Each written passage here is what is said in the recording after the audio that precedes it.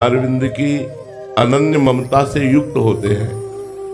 तो जब हम उनका संग करते हैं तो जो लोक में जननी जनक बंधु सुत दारा तनु धन धाम सुहृद परिवारा, यह हमारा जो ममत्व लगा हुआ है ये उनके उपदेश से प्रकट हुए विवेक के द्वारा नाश होता है।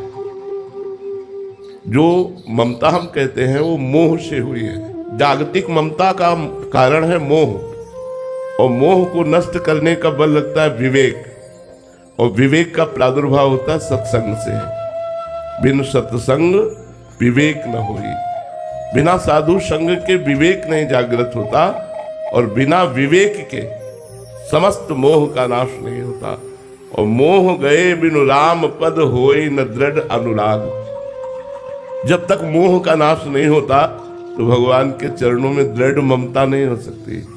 इसलिए खूब सत्संग सुनिए, नाम जप कीजिए, शास्त्रों का स्वाध्याय कीजिए, पवित्र भोजन पाइए, पवित्र आचरण रखिए, तो धीरे धीरे हृदय की मलिनता नष्ट होगी और प्रभु से अपनापन होने लगेगा।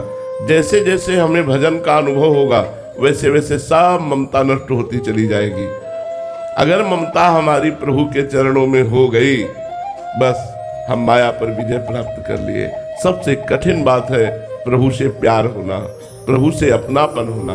तो संतों का संग, शास्त्र स्वाध्याय, पवित्र भोजन, पवित्र आचरण, इनके द्वारा हम सांसारिक ममता का त्याग करके भागवतिक ममता को धारण कर सकते हैं।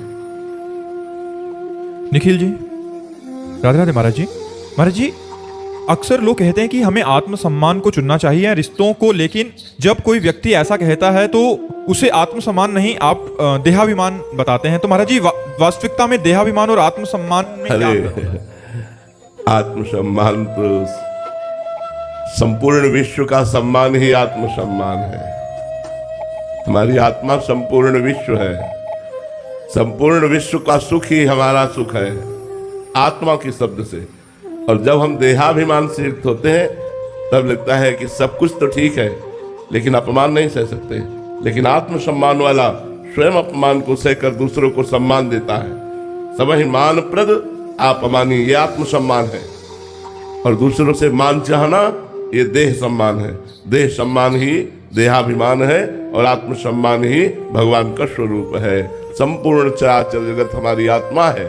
सर्वे भवन्तु सुखिनः, सर्वे सन्तु निरामयाः, सर्वे भद्राणि पश्यन्तु मा कश्चित् दुःखभाग् भवेत्। यह है आत्मसम्मान। आत्मसम्मान का तात्पर्य देह के प्रति की गई जो